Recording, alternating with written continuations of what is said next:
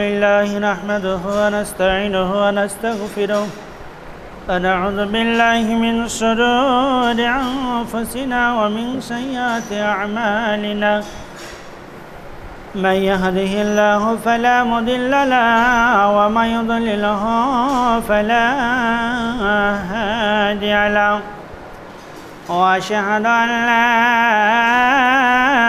إله إلا الله وحده لا شريك له وأشهد أن محمدا عبده ورسوله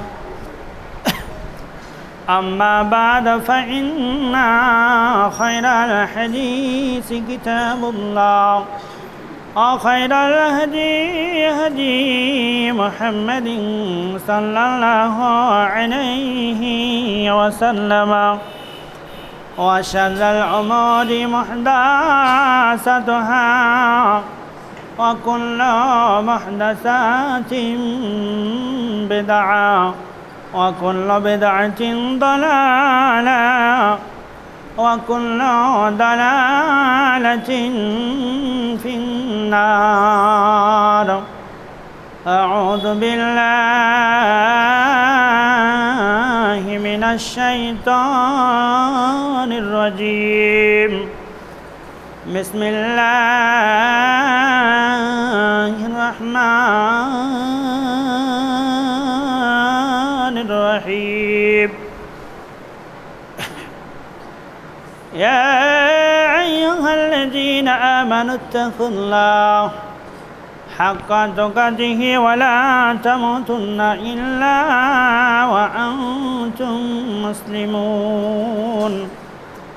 يا أيها الناس اتقوا ربكم الذي خلقكم من نفس واحدة وخلق زوجها وبث منهما رجالا كثيرا ونساء واتقوا الله الذي تساءلون به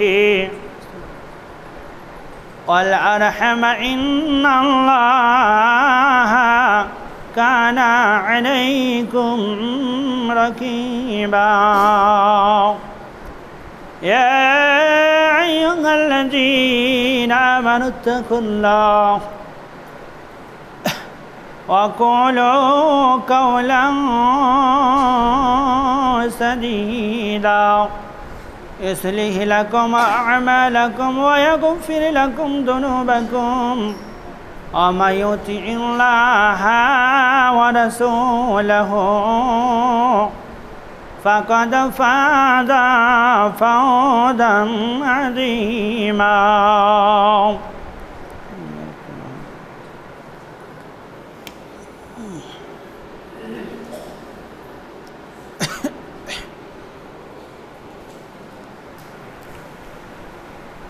الحمد لله وحده والصلاة والسلام على من لا نبي بعد أما بعد.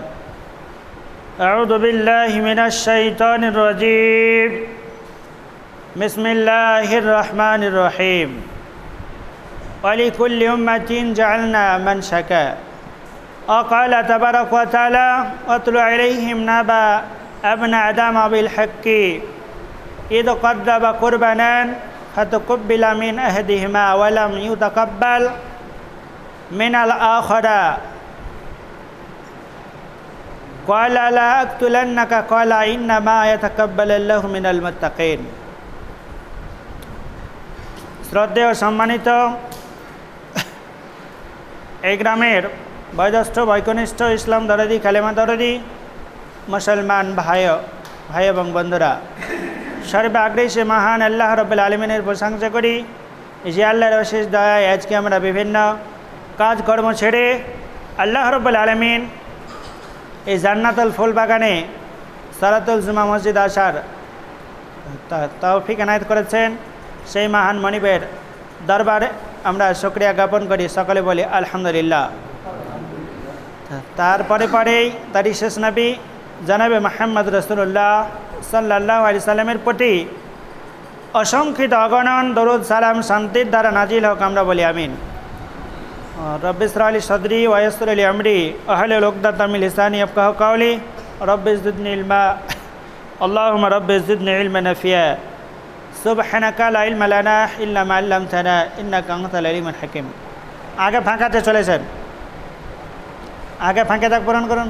এ বাবা এখানে চলে এসো, এই তোমরা আগে চলে এসো, চিল্লাবে না, আগে চলে এসো, ফাঁকা আছে, লোক করে বসে থাকবা।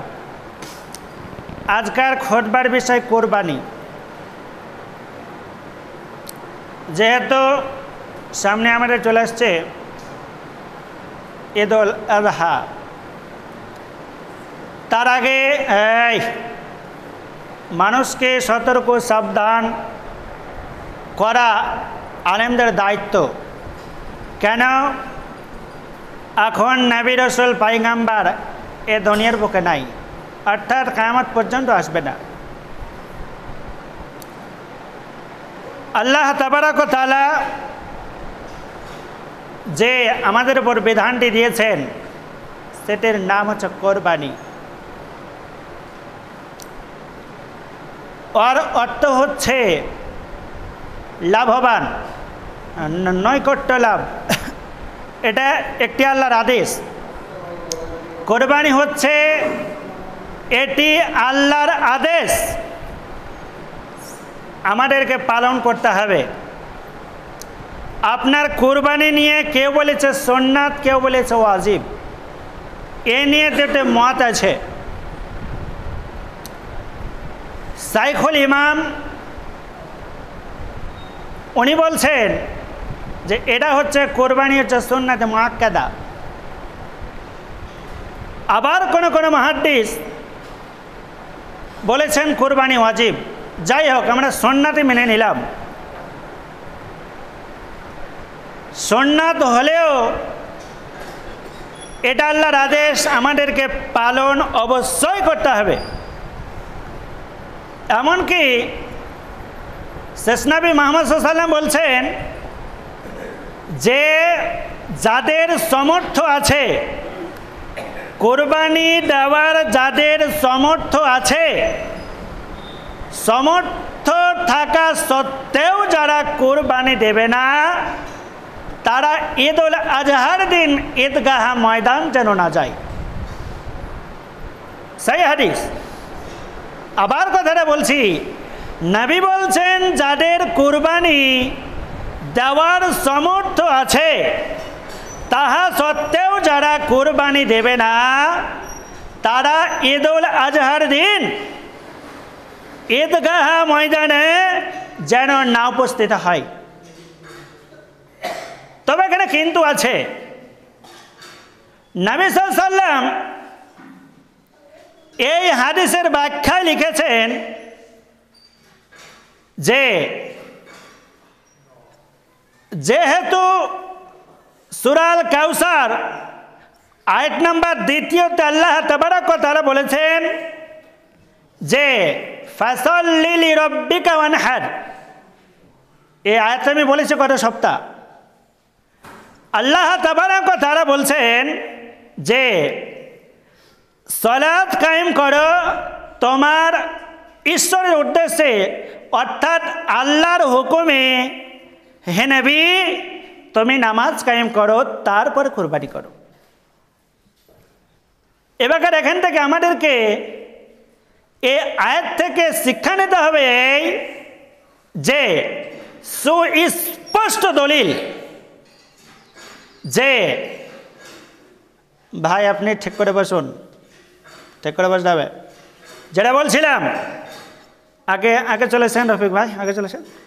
হ্যাঁ, যেটা বলছিলাম যে এখান থেকে স্পষ্ট দলিল, সুস্পষ্ট দলিল আমরা পেয়ে গেলাম যে বেনামাজিকে আল্লাহ কুরবানি দিতে বলেনি এবং নবীও বলেনি। এ বিষয় অনেক লম্বা চওড়া, টাইম অতীব সংকীর্ণ। এখান থেকে জেনে নিন, যারা কোরবানি দিয়েছেন আল্লাহর নৈকট্য লাভের জন্য, জান্নাত নেওয়ার জন্য, আল্লাহকে খুশি করার জন্য, আল্লাহ রাব্বুল আলামিনকে আনন্দিত করার জন্য যারা কুরবানি দিয়েছেন অথবা দেওয়ার নিয়ত করেছেন, চেষ্টা আছে যে দেব, এখনো টাইম আছে, এখনো টাইম আছে। 10-এ আপনার কিনা জুলাই ঈদ, এখনো প্রায় আমাদের হাতে 16 দিন টাইম আছে। সাবধান, সতর্ক হয়ে যান। আজ থেকেই যারা 5 ওয়াক্ত সালাত কায়েম করেন না, সালাত কায়েম করবেন। নচেত আপনি একটি উদ্দেশ্যে কুরবানি দিচ্ছেন যে আমি আল্লাহকে খুশি করব, মাংস খাওয়ার জন্য নয়, যে আমার পশুটা মোটা তাজা, আমার নেকি বেশি হবে। শিং বড় বড় বলে নেকি বেশি হবে, পশুর গায়ে লোম বেশি বলে নেকি বেশি হবে। জি না, এই কথা আল্লাহ এবং নবী বলেননি। আল্লাহ তাবারক ওয়া তাআলা বলছেন যে তোমরা নামাজ পড়ার পরে, নামাজ সালাত কায়েম করার পরে তোমরা কুরবানি দাও। যাই হোক, কুরবানি যারা দেবেন তাদের কিছু শর্ত কর্তব্য রয়েছে। সেই কর্তব্যগুলো হলো এই: যেদিন ঈদুল আজহার চাঁদ দেখতে পাবেন, যেদিন ঈদুল আজহার চাঁদ দেখা যাবে, যারা কুরবানি দেবেন তারা চুল, নখ, মোজ, দাড়ি ইত্যাদি যেগুলা কাটার দরকার সেগুলা চাঁদ ওঠার আগে আগে কেটে নেবেন। সুনানে তিরমিজি হাদিস সহিহ। এই হাদিসটি দারাকুতনি বাইহাকিটাও এসেছে এবং সিলসিলাতু সহিহ হাদিস, এটা সহিহ হাদিস। যারা কুরবানি দিয়েছেন তারা চাঁদ ওঠার আগে আগেই যেগুলা কাটার দরকার সেগুলো আপনারা কেটে নেবেন। এটা মানলে অনেক নেকির আপনি অধিকারী হবেন। এবং আরেক কিছু আমাদের প্রথা চলে আসছে যে ঈদুল আজহার চাঁদ দেখা গেলে কিনা কোনো পশু জবাহা করা চলবে না। এই সিস্টেম, এই প্রথা ভুলে যেতে হবে।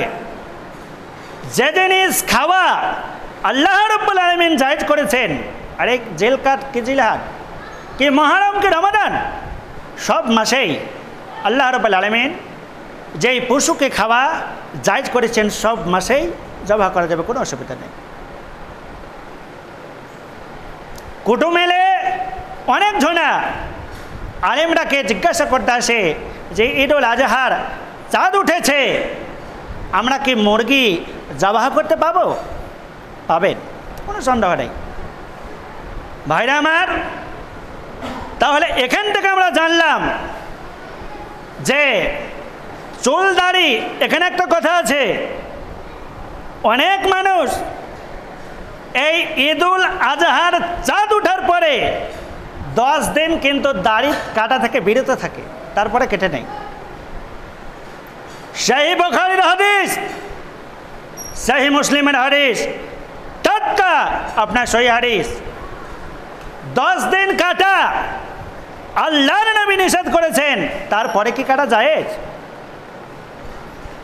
ভাইরা আমার, দাড়ির ব্যাপারে একটা হাদিস বলে দিই।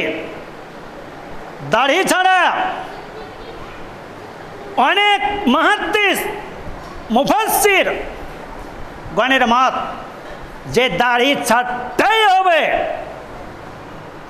আবার অনেক আল্লাহর বান্দা আছে দাড়ি ছেড়ে আবার সাইজ করে, এগুলা মুনাফিকে দাড়ি, ওরা ফাসিক।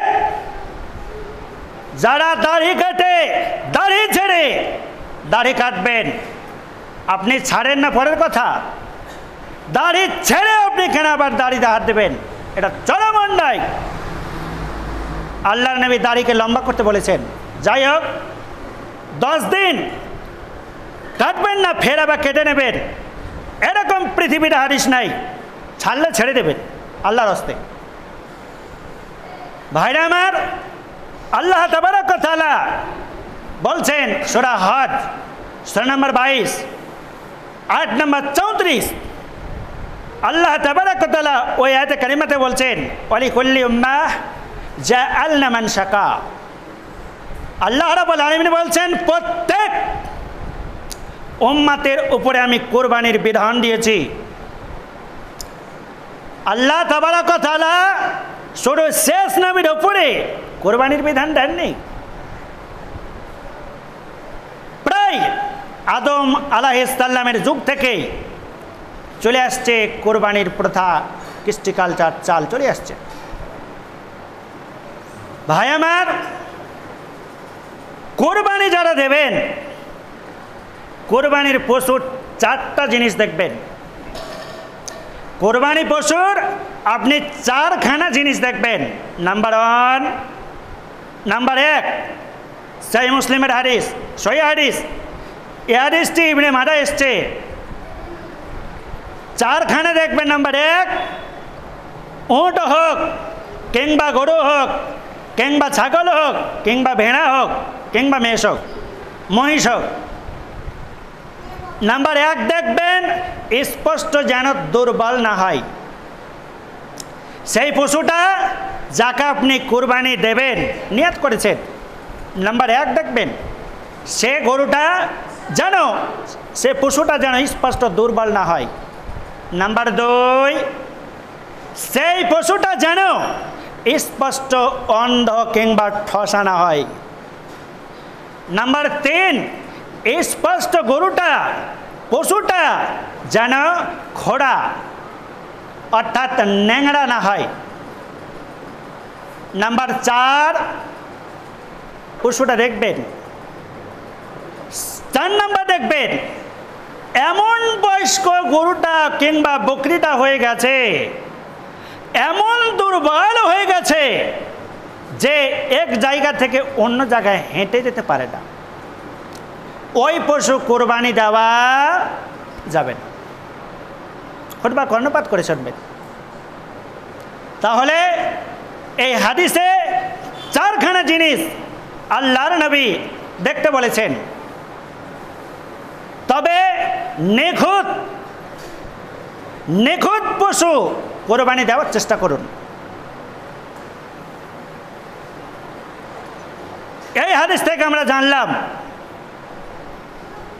আরেকটা বলে দিই, সহিহ বুখারী, মুসলিম, আবু দাউদের হাদিস। এবার আপনি বলবেন যে উট কত বছরে কুরবানি দিতে হবে, গাভী অর্থাৎ গরু কত বছর হলে কুরবানি দেওয়া যাবে, বকরি, ভেড়া, দম্বা কত বছরে হলে কুরবানি দেওয়া যাবে। আল্লাহর নবী জনাবে মুহাম্মদ সাল্লাল্লাহু আলাইহি ওয়াসাল্লাম বলছেন যে উটের বয়স হতে হবে 5 বছর। উটের বয়স হতে হবে 5 বছর। যাই হোক, এদিকে উট আপনার কোরবানি দেয় না। গাভী অর্থাৎ গরুর বয়স হতে হবে 2 বছর। আর বকরি, ছাগল কিংবা দুম্বা বয়স হতে হবে 1 বছর। আর সেই পশুগুলো যেন দাঁতা হয়, দাঁত যেন নড়ে হেলে পড়ে যায়, সেই পশু শেষ নবী কোরবানি দেওয়ার আপনার কিনা হুকুম করেছেন, আদেশ দিয়েছেন। এতগুলো হাদিস থেকে আমরা জানতে পারলাম যে কোন পশু কোরবানি দিলে আল্লাহকে সন্তুষ্টি করা যাবে, রাজি করা যাবে। অনেক হাদিস শুনলাম। তবে অদাতা অর্থাৎ যে পশু দাঁতেনি তার কোরবানি কি দেওয়া যাবে? এ নিয়েও দুটি মত রয়েছে। সে মতগুলো বলে দিই। যদি আপনার বাড়ির পোষা খাসি হয় কিংবা দুম্বা হয়, দুম্বাটাকে বসেন না, বকরি বলি, আপনার বাড়ির বকরি যদি 1 বছর নিজে হাতে লেড়ে লালন পালন পালিত করছেন, 1 বছর পার হয়ে গেছে, তাও কিন্তু দাঁতে না, দাঁত নড়ে না।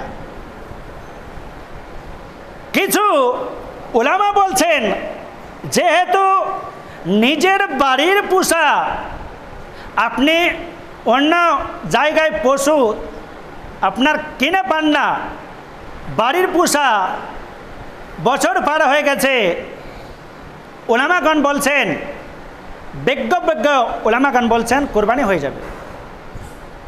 আবার কিছু উলামা বলছেন না, যেহেতু নবী বলেছেন দাঁতাই লাগবে, সেহেতু না দাঁতলে কুরবানি হবে না। দুটাই মত বলে দিলাম। ভাইরা আমার, এবারকার চলুন কুরবানির প্রথা কোন জামানা থেকে চলে আসছে। আদম আলাইহিস সালামের জন্মে এবং মা হাওয়ার গর্ভে থেকে 2টা করে যমজ সন্তান হতো, এই ঘটনা শুনেছি। দৃষ্টান্ত স্বরূপ বলতেই হয় মানুষদেরকে বোঝার জন্য। এই ঘটনাটি দেখবেন সূরা আল মাইদা সূরা নম্বর 5 আয়াত নম্বর 27। আল্লাহ বলছেন, ওয়াতলু আলাইহিম নাবা ইবনে আদম বিল হাক্কি ইয কদ্দাবা কুরবানান। এ নিয়ে তার আগে কিছু কথা আছে, ঐতিহাসিক কথা। এই আয়াতের তাফসীরকারকরা তাফসীর করেছেন যে আদমের মা হাওয়ার পেট থেকে 2টা করে সন্তান হতো, একটা বেটি একটা বেটা। হাবিল হচ্ছে পৃথিবীর 1 নম্বর সন্তান এবং কাবিল 2 নম্বর সন্তান। কাবিলের সঙ্গে যে বোনটা যমজ হয়েছিল সেটি ছিল সৌন্দর্য সুশ্রী, তার নাম ছিল ইকলিমা। এবং হাবিলের সঙ্গে যে সন্তানটা হয়েছিল, যে কন্যাটা হয়েছিল, সেই কন্যাটা ছিল মলিন অর্থাৎ কালো, সে তার নাম ছিল লেহুদা। সে জামানার প্রথা, আপনার বিবাহের প্রথা ছিল এই যে কাবিলের সঙ্গে যে বোনটা হয়েছে তার বিবাহ হবে হাবিলের সঙ্গে, আর হাবিলের সঙ্গে যে যমজ বোনটা আপনার কিনা দুনিয়াতে এসেছিল, ভূমিষ্ঠ হয়েছিল, তার বিবাহ হবে আপনার কাবিলের সঙ্গে। এবার কাবিল বলছে যে আমার বোনটাই তো সুন্দর, আমি একেই বিবাহ করব। যাই হোক, অনেক ঘটনা আছে। তখন আদম নবী বললেন, আদম আলাইহিস সালাম বললেন যে তোমরা আল্লাহর হস্তে কুরবানি করো, যার কুরবানি কবুল হবে সেই সুন্দরকে বিবাহ করতে পারবে। সেই জামানার নিয়ম অনুযায়ী হাবিল একটি মোটা তাজা দম্বা আল্লাহর হস্তে কুরবানি করলো এবং কাবিল কিছু গম ময়দা কুরবানি করলো। সেই জামানার কুরবানি কবুল হওয়ার একটা সিস্টেম ছিল। আজকে সেই জামানা যদি থাকতো, সে নিয়ম যদি থাকতো, কার কোরবানি কবুল হলো কার কোরবানি কবুল হলো না নিজ চোখে আপনি দেখতে পেতেন। উঁচা জায়গায় রেখে দিত, যার কোরবানি কবুল হতো আসমান থেকে আগুনের ফোনকে আগুন এসে জ্বালিয়ে পুড়িয়ে আসমানে উঠিয়ে নিত, আর যার কোরবানি কবুল হতো না এই জমিনেই থেকে যেত। যাই হোক, হাবিলের কোরবানি কবুল হলো এবং কাবিলের কোরবানি কবুল হলো না। তখন কাবিল বলল, আমি তোমাকে হত্যা করব, নচেত আমি মানুষের কাছে অপমানিত হব, লজ্জিত হব, অপদস্থ হব। তখন হাবিল বলে, কে পয়সা পাঠাচ্ছ করে বসো, যেটা বলছিলাম। তখন হাবিল বলল যে আমাকে হত্যা করো, কে আমি তোমাকে কিছু বলবো না, তবে এটা জেনে রাখো। সেই হাবিল বলল, ক্বালা ইন্নামা ইয়াতাকাব্বালুল্লাহু মিনাল মুত্তাকিন, নিশ্চয় কোরবানি যারা আল্লাহ ভীরু আল্লাহওয়ালা মুত্তাকি দিনদার তাদের এই কোরবানি আল্লাহ রব্বুল আলামিন কবুল করে থাকেন। বেঈমান ধোঁকাবাজ মুনাফিক বেনামাজি তাদের কোরবানি কবুল হবে না।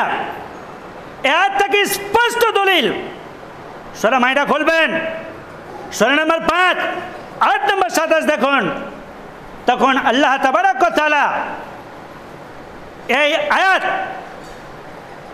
কিয়ামত পর্যন্ত কোরআনে রেখে দিয়েছেন যে একমাত্র শুধুমাত্র নিশ্চয় মুত্তাকিনদের কোরবানি কবুল হবে, বেঈমানের কোরবানি কবুল হবে না।